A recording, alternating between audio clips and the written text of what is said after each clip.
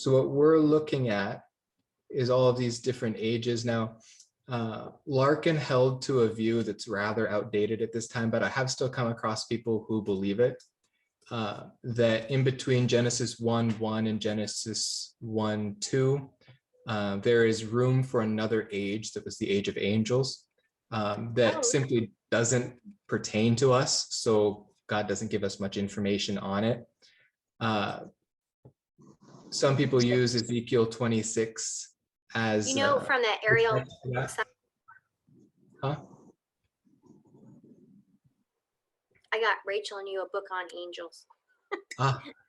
Yeah. I don't know if he tackles this view, but I'm pretty sure that's Nathan Jones, right? It's on Ariel.org site. I can't remember who the author is. Oh, okay. If it was on Ariel, then I don't believe it would hold to this, because that's what's his name? Fruchtenbaum, Arno Fruchtenbaum's ministry. Really long name. Yeah. Yeah. But anyways, they look at some passages from Ezekiel that I don't think are talking about the prehistoric rule or reign of the angels. Essentially, they're trying to fit into a timeline here. When were the angels created? When did they fall? And where exactly was their domain? Some people believe that their domain was earth, that the earth was corrupted by Satan in his fall and the 1/3 angels, and that God sent a judgment on the earth because of that, and that the chaotic earth in Genesis 1:2 is as a result of that judgment. We could look at that later, but I think I'd have to put it in a video section of accidental heresies. It causes a lot of problems, such as sin before the fall. So before Genesis 3, 1-7, where Adam and Eve fall, we shouldn't have sin, because everything that was created was good. After the recreation, after the flood, God doesn't pronounce everything good, because Noah and his sons still have to approach God through sacrifice. So they're not good, clean, pure, perfect, as Adam and Eve were prior to the fall.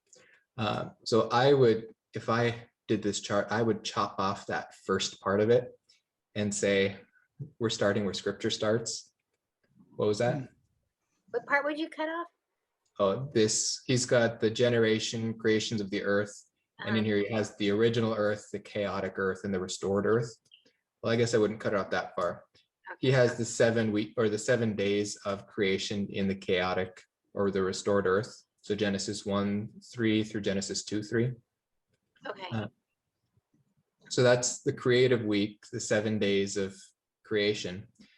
Well, then he puts what does he say? Satan deposed and becomes the prince of the powers of the air at this point, which is how he gains access to the garden as the serpent.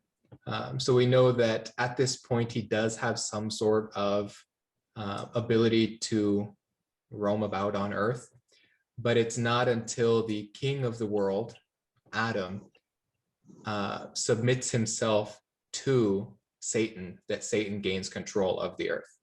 That's essentially a king hand. It's I guess Rasputin wouldn't be the good corollary, but I mean, if you think about it, God has given him dominion over all of the earth, and he says to have dominion over the woman and over creation, created creatures, and the garden and the world by extent.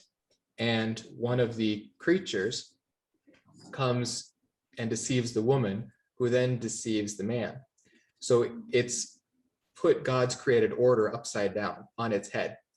So now not only is Adam listening to creation, but he's listening to the woman who's listening to creation. It's backwards from how God gave to Adam to rule. So he has handed over his rule. Okay, but Adam did make his own decision. Adam did make his own decision. He knew the rules. He knew the rules, and that's heavily why influenced, possibly. Exactly. That's why it says that Eve was tricked, but Adam sinned. Oh, okay. Because sin is a heart matter. Yeah. And Eve was beguiled by the serpent, and she was tricked. Adam was not tricked. He took the fruit knowing full well the consequences. He chose to be with his creature wife rather than his creator God. And for that, he was punished. And that's why his punishment is so much harsher than hers as well, including a punishment on the earth. Her punishment doesn't have to do with punishing the earth. His does. Because of him, all of the earth is cursed. And that's why when we get to the epistles, we see things like, by one man sin entered the earth, so by one man, or life, eternal life, and that the first man was the first Adam, and the last man was the second Adam, who was Christ.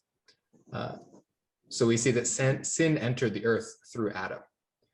Eve took the fruit first, but that's not how God draws up his accounts. Man was responsible. Man knowingly sinned. So from that, dispensationalists love their charts. So we've got what they call the antediluvian age, which is everything before the flood, because after the flood, it's considered a new creation in Scripture. So it's in. What does the word antediluvian mean? What does the word antediluvian mean? Anti meaning before, and diluvian meaning flood. Flood? So it's a Latin word. Okay. So that antediluvian age would be everything before the flood. And that's a really interesting period of time to study. And it's not technically that long ago either, 4,500-ish years ago. So it's interesting how little we know about it, despite basically God wiped the slate clean here, and it's very apparent. But if you read different scholars like Henry Morris, he's got a great book called The Genesis Flood, and in it he does calculations of Adam through Noah. And if you take their lifespans and the ages that were given that they're able to procreate, and for Noah, the time difference between his sons was only 1 year. So if you calculate that out, a conservative calculation of Adam to Noah, the amount of people that could have populated the earth by that time is around 7 to 8 billion people, which is roughly equivalent to today. Wow, so the flood could have been very similar to what we have in our world today. They wouldn't have had the compounded information that we have that allows us things like airplanes and all of our gadgets. And in fact, you see that's just happened in the last 150 years. But they did have knowledge that astounds us today, like how did they build the pyramids? How did they build, what's that thing in England called? The circle of stones, Stonehenge. How did they get those stones up there? And there's all over the earth. In fact, there's a fun Instagram site that I follow called Archaic Knowledge, and it just goes all over the world and shows pictures of things that scientists kind of refuse to talk about. Oh, really? For example, they've uncovered in Egyptian tombs things that look relatively similar to airplanes that at least would have had the capability to glide. Oh, wow. They've uncovered batteries in Egyptian tombs. Well, I mean, they're not Energizer batteries, but they have the function of generating. It works like a battery. Yeah, so the Egyptians had electricity. It wasn't new for us with Edison, but man in his hubris thinks that anything he's created is brand new. But as we see from some of the writings of Solomon, especially, that there is nothing new under the sun. Pretty much anything we've devised to do has already been devised by someone to do. But you can see as it progresses throughout history, the driving goal of God is to carve out a people for himself so that Christ can rule as king over the earth. The rule of man vicariously through God, or of God vicariously through man over the earth, was God's original intent for creation. And until that intent is realized in the millennium, the earth cannot pass away. Otherwise, Satan has been victorious in this world. So Christ will reign on the throne of Jerusalem, just like he promised, being the second Adam, the replacement for the failure that Adam had in the garden. And his means to do that travel all throughout history in what we call stewards, who are responsible for God's creation as a steward. So we have Noah, who is responsible in the new world in after the flood for certain things that we will look at when we do our study of Noah. And the result of that is Babel, ultimate failure, where rather than establishing God's kingdom, they establish a kingdom for themselves, and they want to make a name for themselves rather than for God. So God carves out a special people for himself rather than the whole world from one man like Noah. He takes one man out of the world and creates a nation from them, and that's Israel. And he keeps them secluded from the rest of the world in Egypt, where the Egyptians look at them as lesser people and they don't want to mingle with them, rather than the Canaanites, who were up in the land of Israel, who were mingling with the Israelites and corrupting themselves, both in epistemology, the way they view the world, and in their bloodline, because God is trying to protect the bloodline as well for the king. And we'll see different promises given to Israel through that time. And it's fun to trace Christ's genealogy. Like when we get to the book of Matthew, I remember it must have been about 5 years ago. I was really excited. I was going to sit down and read the book of Matthew because it's the first book in the New Testament. It must be really important. And it's a genealogy. The very, like right off the bat, it's like reading the book of Exodus, or Numbers rather. And I thought, what is the point of this? Why is this so important to be the very first thing you read in the New Testament?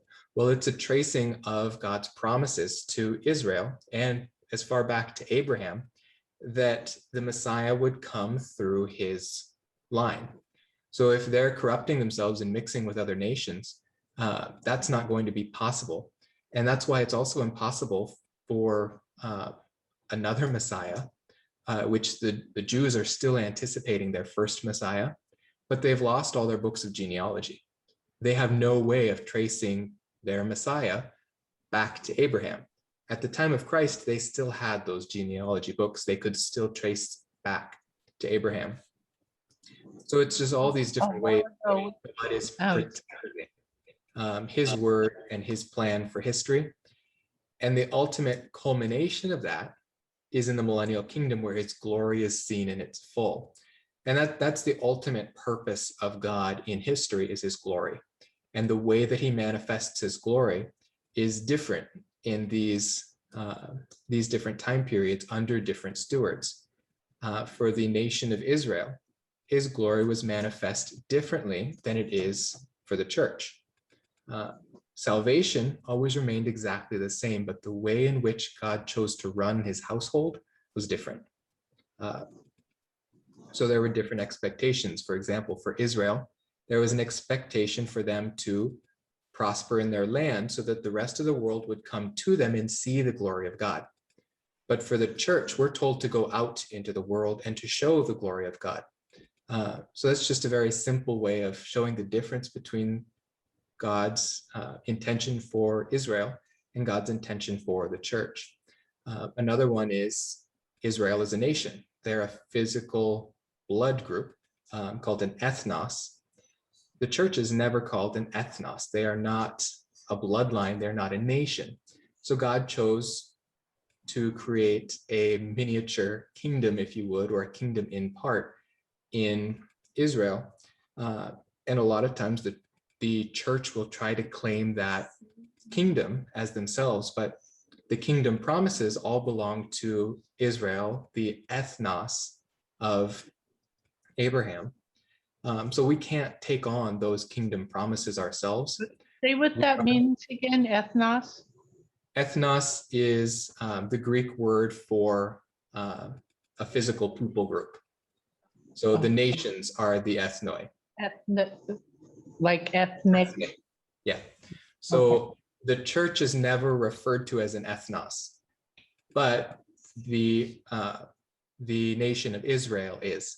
And these promises of a kingdom are given to the ethnos of Israel, this physical people of Israel. But then comes this, yeah, Sherry, what's your question? Well, how would you say, like, there's scripture that says we're grafted in. So would that mean that we then are also included with that because we're grafted in? Or We're grafted in, still separate? not supplanting. That's the key. We are grafted into their promises, but we don't take over their promises. Oh. The promises will still be realized through national Israel, not realized through the church. And where the rubber hits the road on that one is we're not going to see the fulfillment of these promises during the church age, but in the kingdom age, when those promises are given to Israel through Christ ruling as their physical king in physical Jerusalem. And that's where things get a little muddy when the church tries to overstate their case with the kingdom. That yes, we do take part in the kingdom, but we are not the heirs of the kingdom. We are the benefactors of benefiting of the kingdom. So if Israel disappeared off the face of the earth, God forbid, but has been attempted throughout history many times, there would technically be no kingdom because those are promises given to the physical remnant of Israel. And that's why we're going to see a earthly, bodily continuation of the Jewish bloodline throughout the end of history. We know that the cross was requiring a nation of Israel for more reasons than just Christ, but primarily because Christ, the Messiah, had to come through the bloodline of Israel. So up until that point, there had to be an Israel. And it was a question in my mind, well, why didn't they disappear after that then? They gave us Christ. That was the plan. Can't national Israel disappear? Because it's quite astounding that in the year of 1948, Israel returned as a nation. So you have to ask yourself, why are they needed? Well, in the book of Matthew, let me jump over to there, which starts out with that genealogy, making it oh so important that Christ is connected to Abraham. Is this your Logos software? Yeah, this is Logos. Logos? Mm-hmm. Sorry to interrupt you. Go ahead. No, that's okay.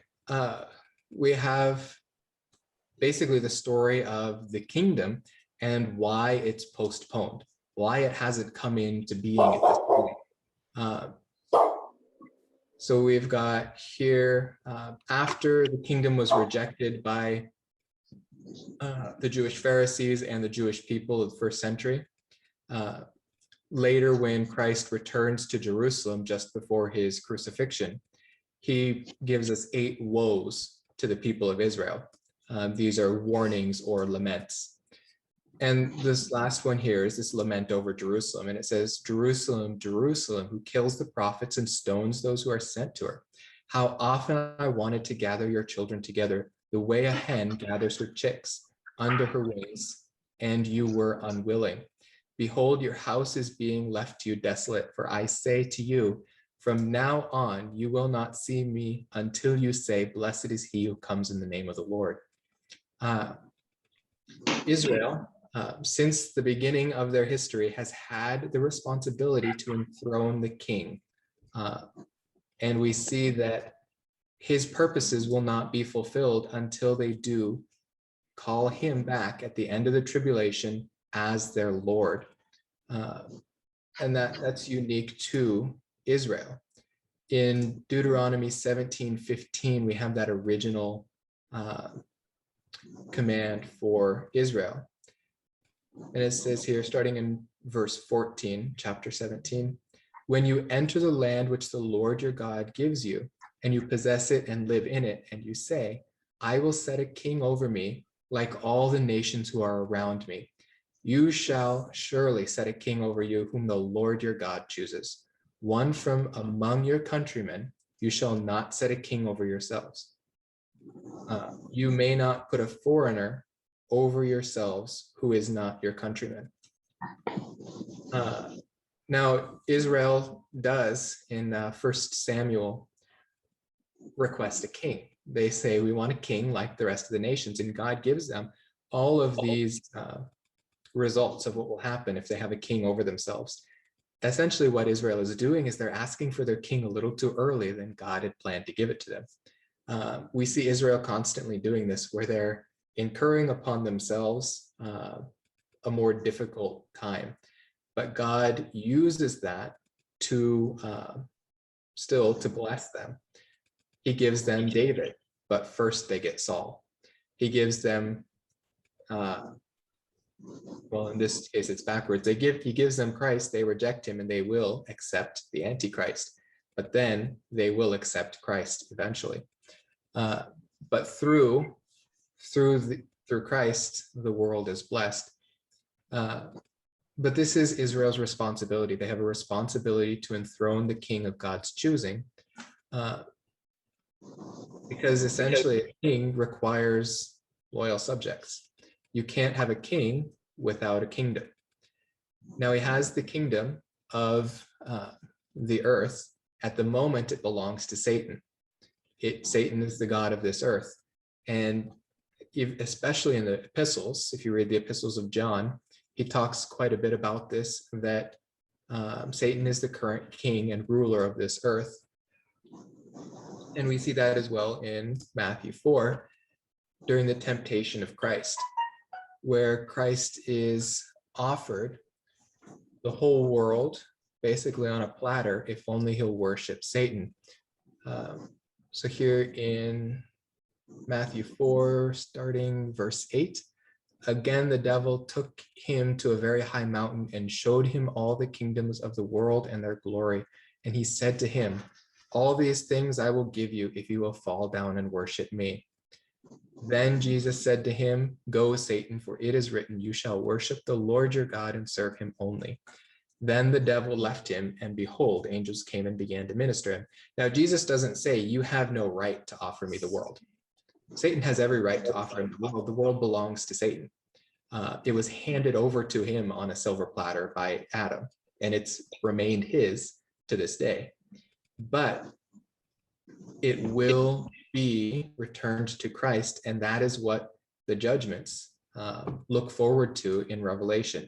That's basically what we're looking at in Revelation, is just like in Exodus, where God had to send tribulation on Pharaoh in order for him to loosen his grip on God's people. So he has to send tribulation on the world to loosen Satan's grip on this world. And eventually we'll see he is so weak and ineffective at the end of the tribulation that people will look at him and say, really? This is the guy that tormented the nations? Now, I can't remember what verse that is in anymore, but we've talked about that one before. It's going to be surprising to people who has deceived them, who it is that has been deceiving them all this time. Yeah, I can't remember where I was going with all that. Anyways, here, what we're looking at in Revelation is this most of this last part here. After the church, fullness of the Gentiles, tribulation will start here 7 years before the second advent. Now, the rapture and the beginning of the tribulation are not exactly at the same time. They'll probably be close together. They could be relatively distant from one another. The commencement of the tribulation starts at the signing of a peace agreement between the Antichrist and Israel. That can't happen until the church has been raptured, but it can have any amount of time in between those two things. It's not unusual for God to have a period of a couple days of transition. For example, the 50 days between the resurrection and the ascension of Christ. That's just one example. So we're not looking for the Antichrist. We won't see him. We won't see any of these things that he'll be doing during the book of Revelation. We might see some lead up to it if we are in that generation that sees the Lord's coming. But our focus is not on looking for the Antichrist, but on looking for Christ and awaiting his return. So now with that, let's take a look here at the actual book chart for Revelation. But just comment about the Antichrist. So I had mentioned this to Dean before. Pastor Hibbs said that he quoted someone from the EU that said something like, we have enough committees. We need a man that will step forward and create peace and prosperity among the nations. Yep. And It's be like a he foreshadowing of the man or devil, we will Antichrist.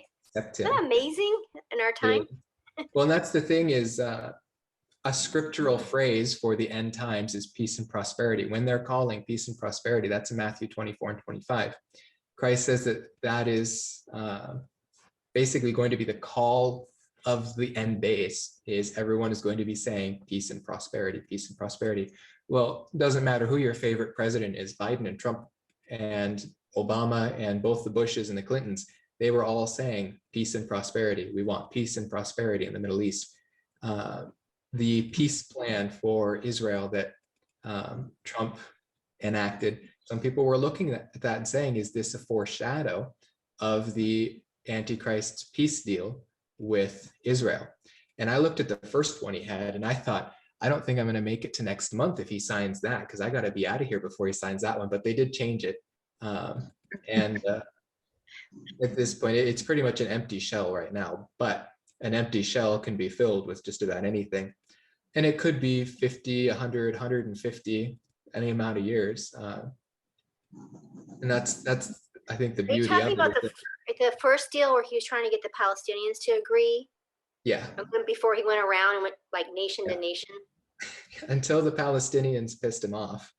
He was planning on giving about 23% of the land to the Palestinians. And I think he always will never agree.